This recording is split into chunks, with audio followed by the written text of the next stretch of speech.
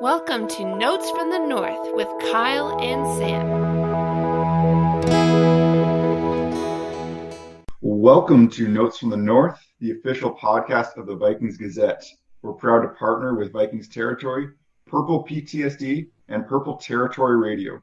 If you're looking for great Vikings coverage, be sure to stop by these sites, and you're always welcome at the Vikings Gazette. And with that being said, let's get the first down. Kyle Rudolph has been released. It's a sad day, and I know we've been talking about this for a little while. A predictable outcome, but still, this is disappointing for Vikings fans. No.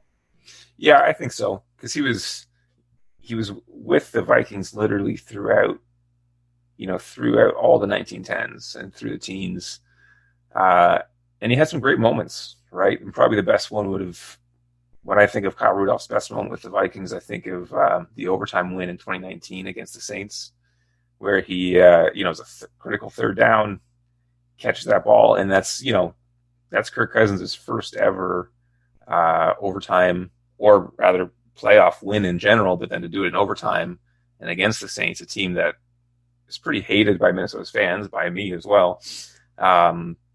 He had some big moments, right? Like I think of I think when Cousins first got here, I don't know if this was 2018 or 2019, but it was against the Detroit Lions at the end of the half. There was that big Hail Mary, and I can just remember him going up, and I can just picture he's got this big frame and the long reach and high pointing the ball. But he was just consistent, steady. I don't think he would ever have been an elite tight end in the NFL, but he was often a very good tight end in the NFL and often a top 10 option. And I think, in 2016, he had really, really nice numbers overall. That was when, we had, a lot of injuries, and the run game was really in a tough spot. And so there's a lot of kind of dinking and dunking, short passes kind of thing. And he was just perfect for that, just steady chain mover. And so he was a good pro for a long time. He's actually my wife's favorite. She's my wife's favorite Viking. And so when I mentioned it to her, it would have been a couple nights ago now, and she said, "What's the point of even watching if he's not on the field?" And so she's she's feeling disappointed. Yeah, that's sad. That's sad. It's always yeah. There's lots of great memories. What would you say his overall legacy is with the Vikings? So I was looking at, if you go over to Pro Football Reference, which of course just has an unbelievable amount of information. And you can go into individual teams, and you can go into their franchise encyclopedia. And so I knew that he would rank highly in a lot of these big statistical categories. But I don't think I really... So, I mean, Kyle Rudolph right now, has the 10th most receiving yards in Vikings history. That's pretty good, because we've had some good... the names at the top of the list are Chris Carter, Randy Moss, Anthony Carter, Jake Reed, Sammy White, Steve Jordan. There are good players on this list. So he's 10th overall in yards. I believe he's 5th overall in touchdowns. Yeah, he's 5th overall in touchdowns and first among tight ends. And then in terms of receptions, he's also in the top 10. He's 5th overall, second among tight ends. So Steve Jordan would be the other tight end in Vikings history who is, got some of these kind of really big numbers. And so Rudolph, in terms of receptions, touchdowns, and overall yards, he's a top 10 in the franchise history. And amongst just the tight ends, he's in the top 1 or 2, right? And so he's had an excellent career. And probably more important, so you draft a guy in the second round, he stays with your team for 10 years. He's among the franchise leader in the big statistical categories, for his position or for receivers in general. But then the impact he made in the community, you know what I mean? So he was nominated for the Walter Payton Man of the Year award, I think 3 different times. I don't believe he's ever won, but he's been nominated 3 separate times, if I'm not mistaken. And just super involved in the Children's Hospital. And he and his wife, they're just always doing cool stuff. I seem to recall some sort of video not long ago. It was around Christmas time. Of course, his last name is Rudolph, right?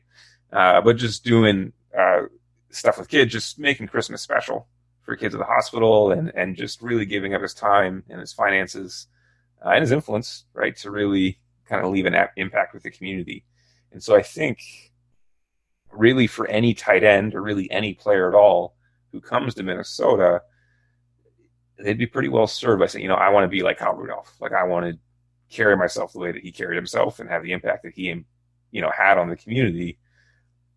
It would be safe to say that he is, I don't think his number will be retired. I don't think he's a Hall of Fame player or anything like that. But in some way, I think he's like a borderline all-time great with the team. Just for his impact both on the field and off the field. Yeah, absolutely. This is a guy that you want to respect, you want to honor, and he's been around for a while, and like you said, impact on and off the field has been great. So yeah, we'll definitely be missed. It felt like it was just inevitable with where the cap was at and where he's at with his career, and kind of just that the on-field production at that cap hit was just it was a move that needed to happen. In some ways, as unfortunate as it is. So this is kind of one of the first dominoes to go. And I know I was looking at Twitter, and I saw Diana Rossini was saying that she was texting with an NFL head coach about the upcoming cuts. Right. And they said it's going to be a massacre next week all around the league, which is strong language. It's going to be a difficult week. Who do you see next being cut? Yeah, so I think that's a good point. That overall, there's a lot of angst among Minnesota fans in that we don't have a ton of money, and so I can understand that. And and like Sam was saying, just the cold reality of the NFL was that he was Rudolph was making this big time money, didn't have big time production at this point in his career. And so it just kind of seemed inevitable. And I think that was pretty much the consensus, especially once he publicly said that he won't restructure his contract. Well, then it basically became a foregone conclusion. So in terms of who's next to be cut, I think there probably will be some moves in Minnesota, but I don't think that it's going to be the huge exodus that we might expect, just because this is a team that's trying to win now. And so I don't believe that they're going to be very enthused about the prospect of cutting veterans who can help them win in the immediate. Now, it's not to say they don't need to shuffle around money. They do. I just think that rather than cut players, they're going to seek to push that money into the future, right? And so I think that what you're going to see more so from Minnesota is, don't cut Riley Reif, extend and restructure and lower his cap hit. Don't cut Harrison Smith and save that $10 million. No, instead, if they extend Harrison Smith, I was looking over the cap, they can free up as much as $7 million this year by extending and therefore restructuring. And so, let's say you do that with Harrison Smith, and you get that $7 million. Well, now we're $2 million below the projected cap.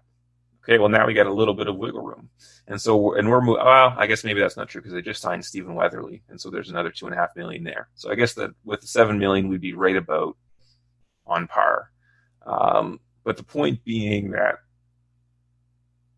does Minnesota need to do stuff? Will they have to make moves in order to create financial room? Yes, without question they do.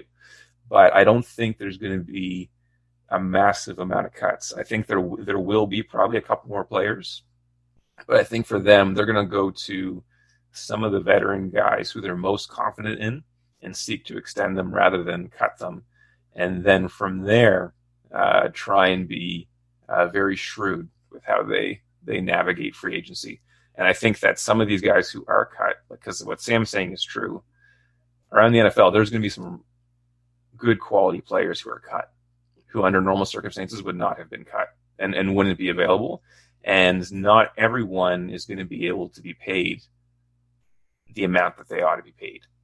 And so there's going to be opportunity, I think, for even a team like the Vikings without a lot of cap space to get a quality player. Yeah. Like I saw a list today of some teams. There's some teams with some big money out there, yes. Cleveland, and others. But there's also a lot of teams that are in some deep trouble. Yeah. And so, I think obviously some teams are going to be big players. The Vikings are definitely not going to have a whole lot of money to play with. But again, we just, as you look around the league, it feels like you're certainly not in the worst position. You're certainly not in the best position, and you're a little bit middle of the pack. Yeah. in your mind, is there any rational thought to biting the bullet a little bit this year? And like, it feels like we see in the NFL, even I was looking at Roethlisberger getting extended and just this, like his cap hit being transferred down the line. Like, is there any part of you that just like is like, you know what, just let's bite the bullet and set ourselves up well later? Because, and I guess I assume you're going to say no because it does feel like they're going to win now. But is there any part of you, I guess, as a fan that's like, you know what, like we need to eat a little bit here and set ourselves up better for the future? Me personally, no. And I think a lot of Vikings fans would disagree. But I would say no, just because there actually is, I would say, a lot of elite talent on the team. From, Cook and Jefferson and Irv Smith and Thielen. These are top quality players. Daniel Hunter's an elite player. Eric Hendricks, Harrison Smith. Like, they have really big time impact players throughout their team. And I think that there are, and then, below that elite category, you have good players as well. And so I think that they're a team that realistically could be good next season. And if a good team gets hot at the right time, then you see what happens in the playoffs. And so to me, no, I think let's go for it in the immediate. And, the consequences might be that we fall short, which is, obviously the likeliest scenario, but let's go for it. And if we have to regroup in 1, 2, 3 years, then so be it.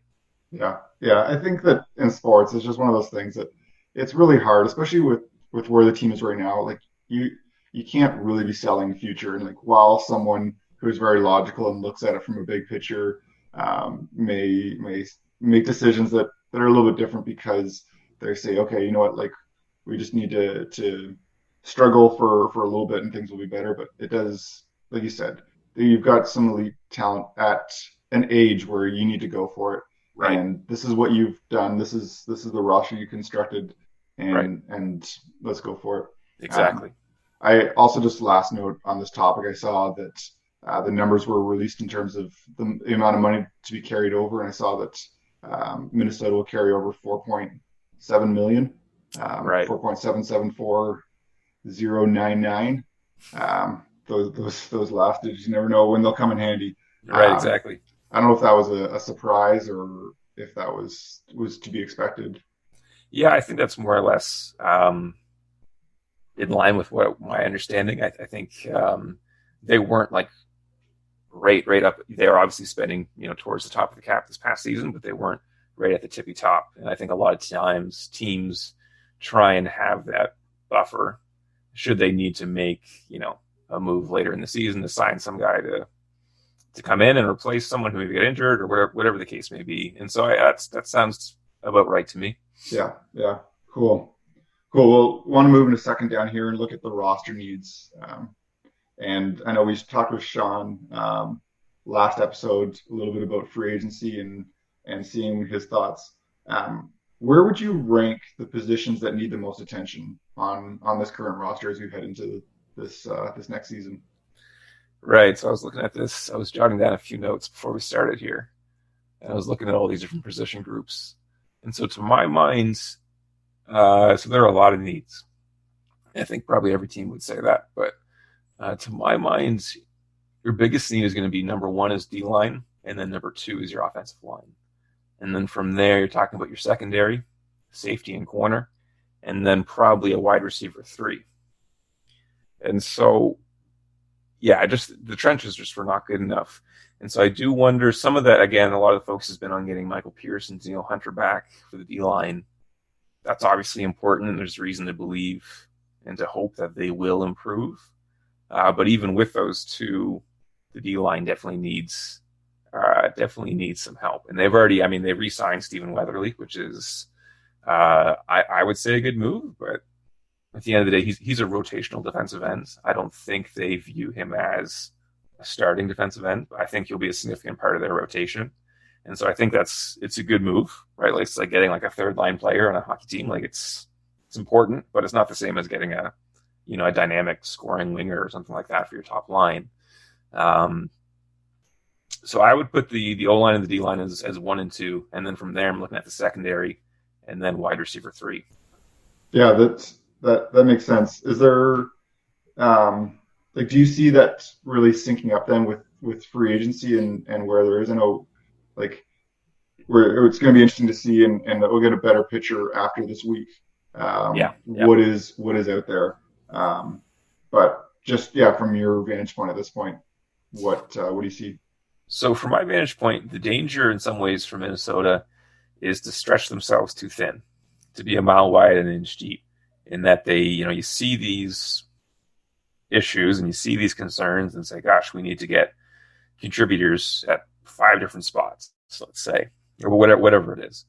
And so the danger, I think, is that maybe they stretch themselves too thin. So what I would like to see with them is take a very focused approach in free agency and identify, okay, so which are the 1 or 2 positions that we feel we can get really nice value and really nice production and kind of come in, plug and play guys who can immediately come on the team and just totally solidify this unit and just kind of take care of it for us. And so to my mind, I think there are a lot of good quality safeties available. And I think there are a lot of good quality, especially it seems like in the slot corner. It's hard to envision them signing one of the top outside corners because the outside corners get big money. But I do wonder, I've been looking over the top free agents in the Pro Football Focus, and they can obviously, give you a bit of a breakdown in terms of performance and how some of these guys grade. But it's just interesting to see. I mean, so William Jackson III, he's their 16th ranked free agent, and he's he played for the Bengals, and of course Zimmer's got a connection to the Bengals, and Jackson's he's a good but not great corner, and their projection is of a little bit more than $13 million per year, which is pretty big time money. But then I think if you keep looking and you see some of these, you go down, you see Desmond King II, who's a slot corner, who admittedly had a rough year last year, and there may be a few concerns, but he actually has a history of a couple of elite seasons, and he's only their projection is less than $6 million per year. And so I do wonder where they can kind of snag value. And so rather than getting the big time outside corner or the big time left tackle, maybe if they will make a move for, one of these, maybe like Mike Hilton or something like that coming out of Pittsburgh, some of these kind of intriguing slot guys who, generally speaking, the market is, I don't really know why this is the case, but the market kind of dictates that this position, even though a slot corner is super important now in the NFL, it just doesn't make as much money as an outside corner. And so that would be my thinking there. I don't imagine they'll be in on those big time offensive guards at the top, Scherf and Thuney. I find it so hard to imagine that they'll do that, but I do wonder someone like Corey Linsley, who's a center, and then David Andrews, who's also a center. Now, I realize they have Garrett Bradbury, who's first-round pick. He's going to his 3rd year. He's a center. But Zimmer loves to shuffle around his O-linemen, especially along the interior. So I do wonder if, again, you get one of these interior guys rather than a tackle. Generally speaking, it's going to be much cheaper.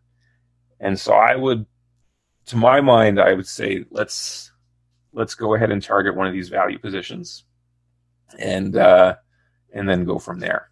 And I think that would be a very fine approach in my mind, and try and do 1 or 2 things really well, then 4 or 5 things kind of average. Yeah. That makes sense. There's obviously some significant needs, but I also just I feel like I'm becoming less and less of an outsider of the Minnesota Vikings as we talk more and more, and as we continue to get invested and see what's happening. But there is a lot of good on this roster, to be able to have, yes, especially on the offensive end, to have those pieces in place. Obviously, you can talk about the line, and that is a significant piece, but it's not like they're looking like they need to go out and in this offseason and sign a quarterback, or it's not like they need to, you got Hunter, these names that are there, Kendricks, you do have some significant pieces in place that some teams are thinking, hey, we really need someone elite at this position. Yeah. And exactly so I right. think there's there's got to be some hope there. Yes, I'd say so. I mean, I think they're on the cusp of being a really good team.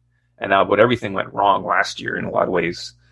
But man, how much different would this team look with, a really excellent left guard or a really excellent 3 technique who can generate pressure on third down, right? So some of these just 1 or 2 things really makes a massive, massive difference, especially if it means you partner that with some more injury luck this upcoming season.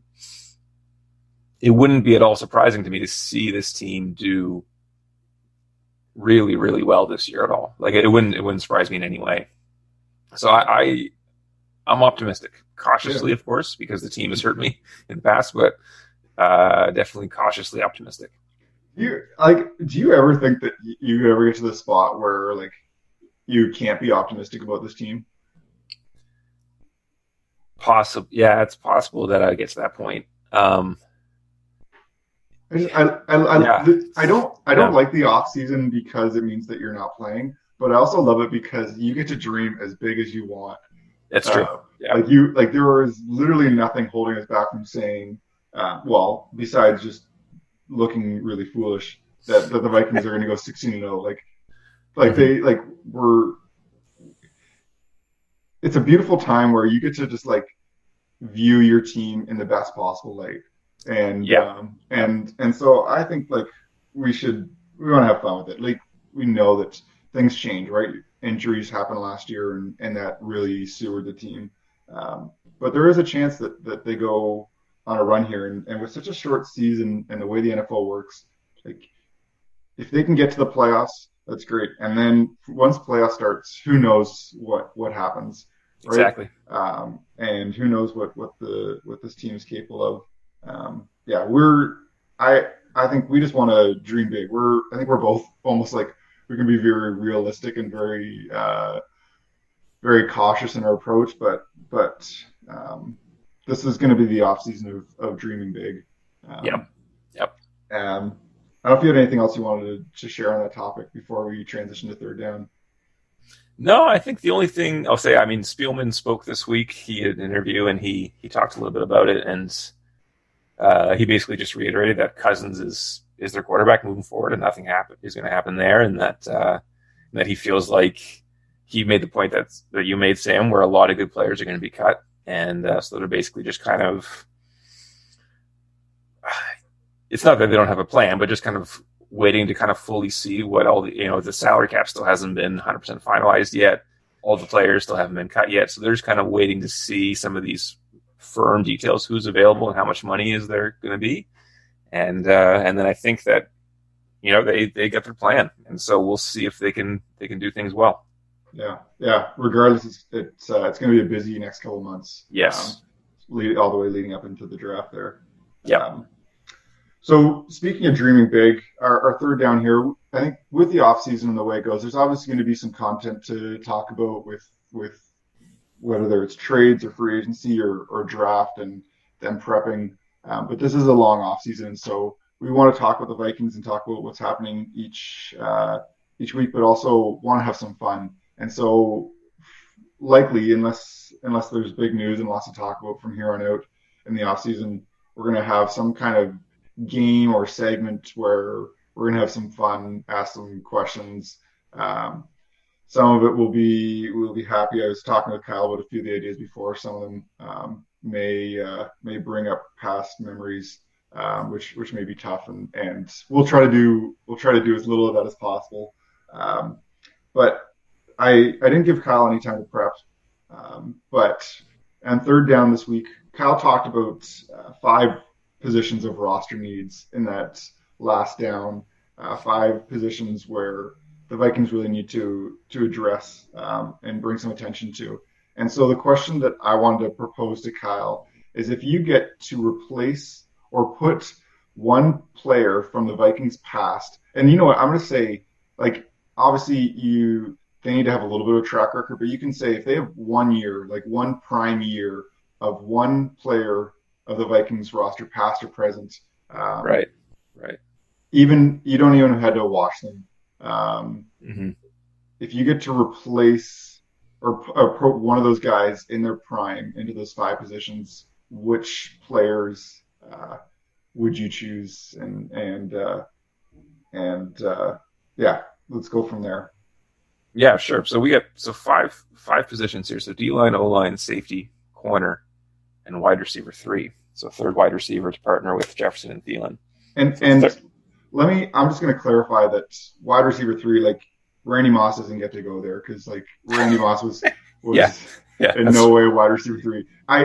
If you have a borderline wide receiver 2, then that's okay. But like sure.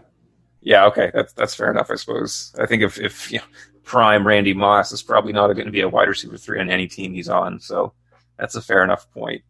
I think so for D-line. Again, I started cheering for this team around 2008 or so, something like that. And so my history with the Vikings is relatively limited compared to a lot of people. So I mean, I think a lot of older fans would probably say John Randall, which makes sense. But I think for D-line, I'm probably going to stick with Kevin Williams because it was the Williams wall that really got me cheering for the Vikings in the first place. And so if I put Kevin Williams beside Michael Pierce and Daniil Hunter, we're talking about a pretty ferocious defensive line. And so I think I'm going to go with him. On the O-line, I'm going to roll with Steve Hutchinson. And he was an elite offensive guard, just fantastic. And so again, when I started cheering for the team, I mean, left guard was taken care of. There were no issues at all there. Can't say that same now, but boys, it'd be nice if somehow we could turn back the clock and get Steve Hutchinson back. I mean, those 2 guys on the interior, a D tackle and then a left guard. Those 2 moves alone, you get prime Steve Hutchinson and prime Kevin Williams back. Boys, that's going to take this team up a huge notch in my mind, just right off the hop, I think. Yeah. And then I think probably from there, so safety is interesting. Corner is very easy. Corner is going to be Antoine Winfield, and I'm going to get Antoine Winfield. He can tackle like a linebacker, as good as anybody, and his son. We all enjoyed Antoine Winfield Jr. flashing the peace sign to Tyreek Hill in the Super Bowl, and so I'm taking Antoine Winfield to be my corner. For safety, gosh, I just don't know. I mean, part of me wants to say Anthony Harris because I don't think he will be back with the team, but that kind of feels like it's cheating a little bit.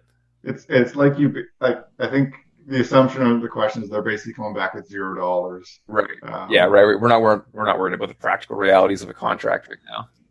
Yeah. And so that's the benefit of these past guys. They've made their money. Right. They're just giving up their time at this point. Eh? Yeah.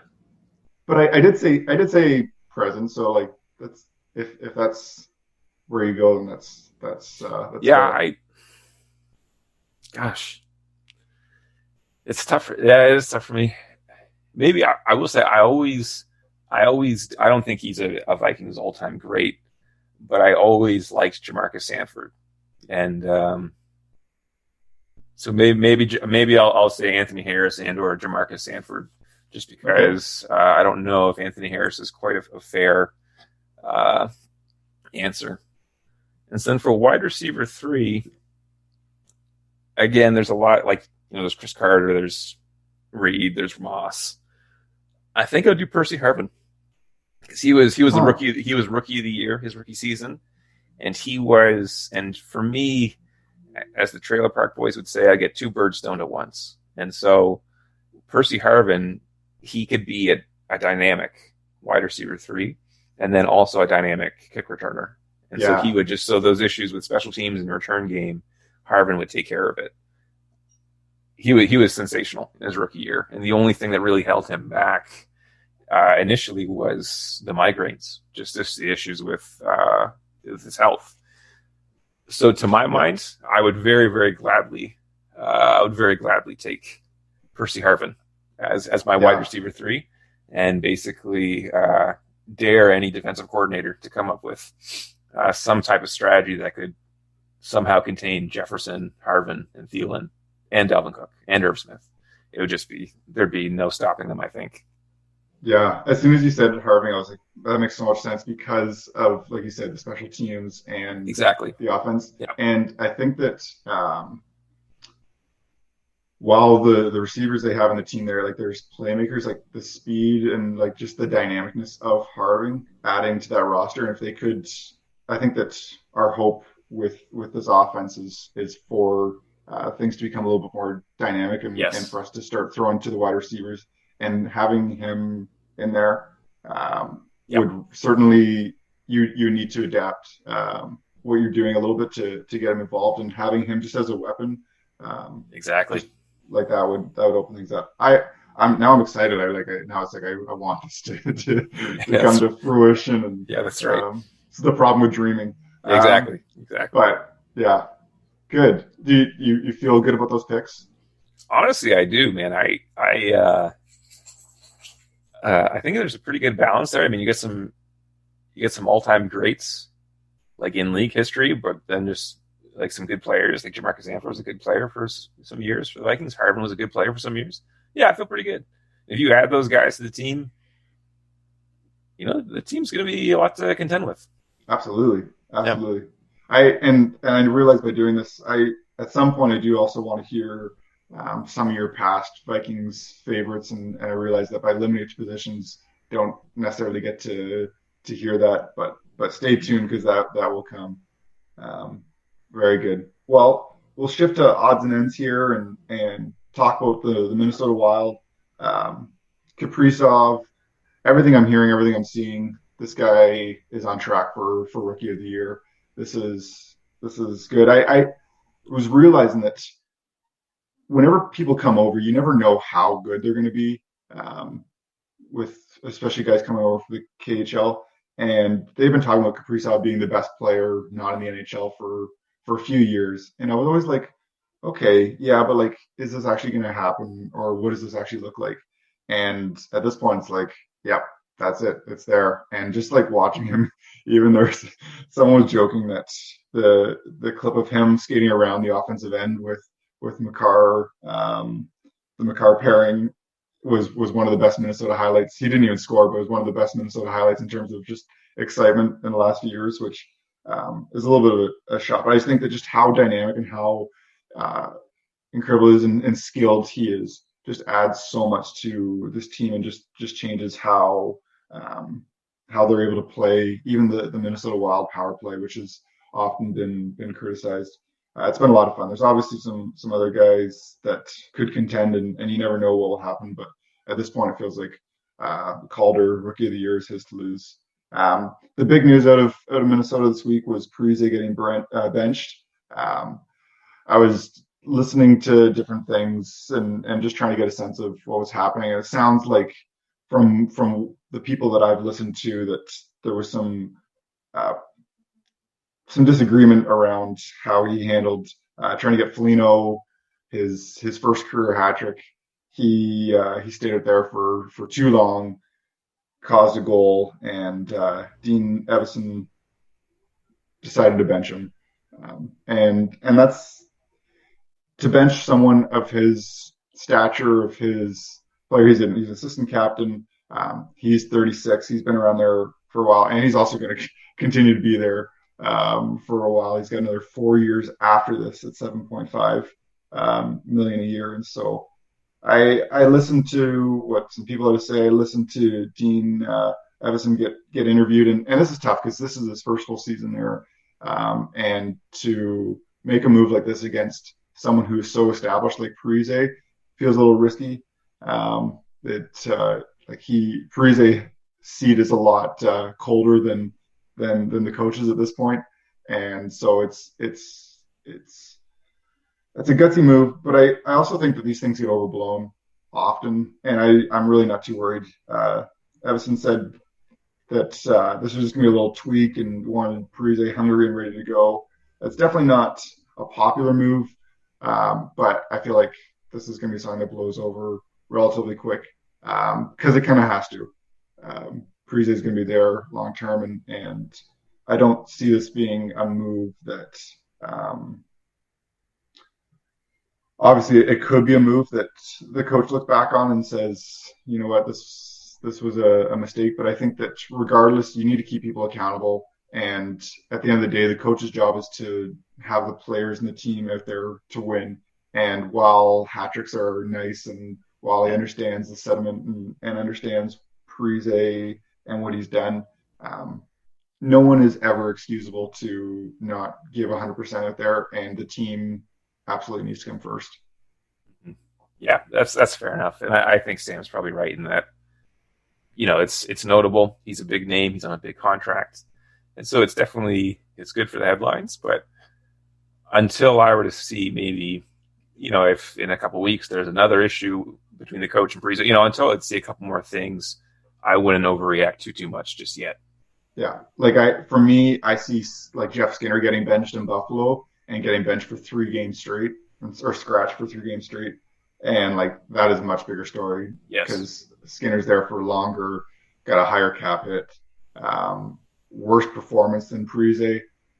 This feels like it was a 1-game situation, and hopefully it all blows over. There's been much worse scratches that have happened in the past. They were talking about Cam Neely on one of the podcasts I was listening to from The Athletic, and him actually getting dressed for a game, but the coach refusing to put him out for the entire game. There doesn't seem to be any love lost. So I think that this will blow over. This will be okay. Maybe Parise goes out and starts tearing it up, and that would make everyone happy. The only other thing that I was thinking that would be nice to highlight is Matt Zuccarello. He signed the ticket to come to Minnesota, and over the past couple of weeks, he's really started to show that he's worth some money. He went on a bit of a tear there from the 18th to the 27th. He put up 11 points in 6 games, including a big 4-point outing against the San Jose Sharks, and so just great to see when you invest in some of these higher skilled guys and put some money in their pockets. You always want to see some performance, and so good to see him starting to move on and start to produce some points. Yeah, fair enough. Yeah, okay, that's great. Anything else for the Wild? That's everything. I'm excited to hear your words of wisdom for the week. So the words of wisdom. So I was actually just finishing Deuteronomy this morning in my devotions, and at the end of Deuteronomy, Moses passes away, and of course he's not allowed to enter the Promised Land with the rest of the Israelites. And the reason why is because of earlier sins. So one of the consequences that God has for Moses is to not actually get to enter the Promised Land. And it's Joshua who needs to kind of take over for Moses and be the leader.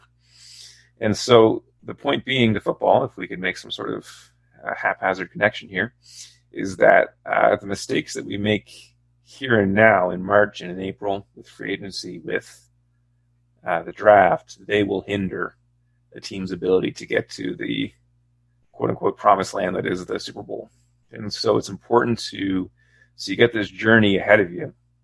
Minnesota does. It's important to get these things right now. And if we don't, then the consequences will be that we won't get to that end goal in the end. Absolutely.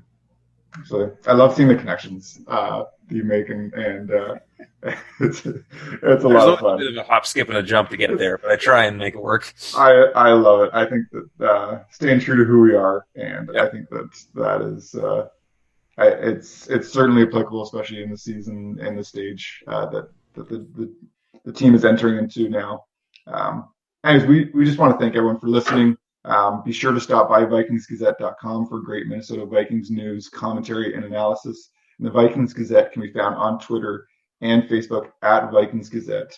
Thanks so much for listening, and we will talk with you in a couple weeks.